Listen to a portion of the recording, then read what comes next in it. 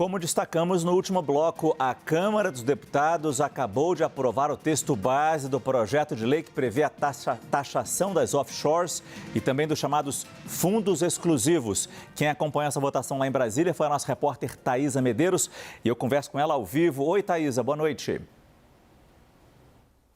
Oi, Márcio, boa noite para você, para todo mundo que está aqui com a gente. É isso, o texto base desse projeto que taxa os fundos exclusivos e os offshores foi aprovado, então, pelos deputados lá no plenário da Câmara. Foram 323 votos favoráveis e 119 contra, com uma abstenção. Mas para essa votação ser concluída, é preciso, então, que os destaques sejam analisados. Os deputados analisam agora esses destaques, que são alguns trechos que são colocados no texto base, com alterações, sugestões que os parlamentares fazem. Essa votação, então, segue agora e depois que isso seja concluído, aí sim o texto é enviado para o Senado, que aí marca uma data para apreciar todo esse texto.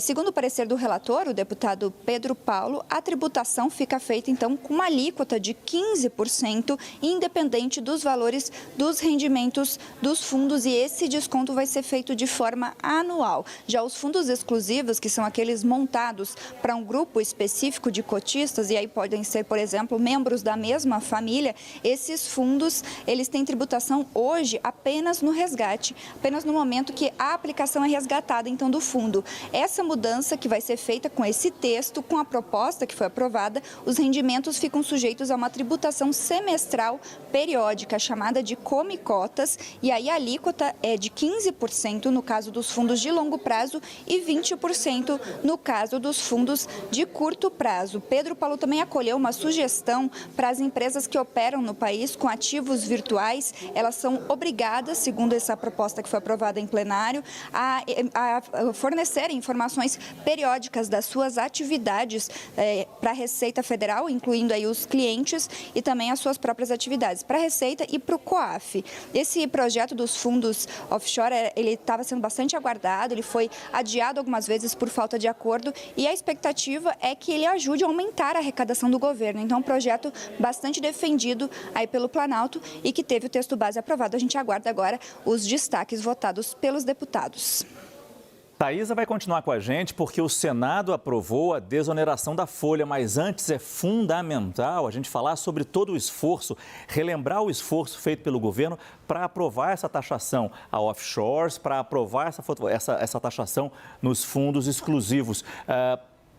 Como o governo precisa de recursos, especialmente olhando já para o ano que vem, como o governo precisa disso. Agora, teve mudança nesses textos, né?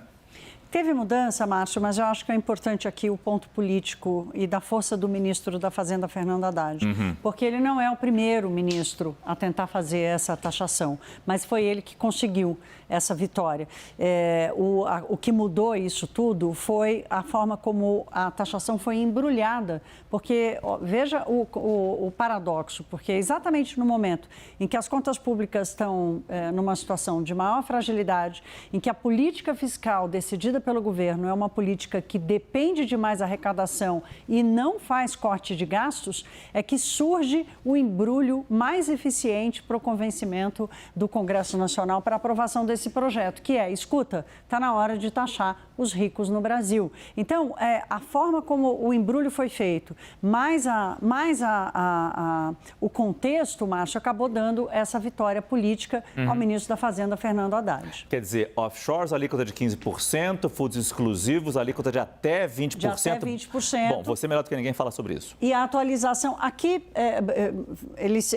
havia no projeto original de Pedro Paulo, o deputado Pedro Paulo, havia um escalonamento, né, entre um pouco menos de 15% até 22,5%. Eles mudaram para uma única alíquota de 15% anual. No caso dos fundos exclusivos, a cobrança vai ser semestral, como a Thaisa acabou de explicar aqui, com uma alíquota que vai até 20%. Ela é de 15% para os fundos de longo prazo e 20% para os fundos de curto prazo. Aqui houve uma mudança relevante que pode mexer, tanto essa mudança aqui nas offshores, que diminuiu a taxação, que vai ter alguma compensação aqui na atualização dos rendimentos, porque era de 6%, o governo tinha pedido 10%, o relator baixou para 6% e, no final das contas, o acordo ficou em 8%. Aqueles que resolverem se antecipar e atualizar o valor que tem nas offshores vão pagar até o final desse ano, até dezembro de 2023,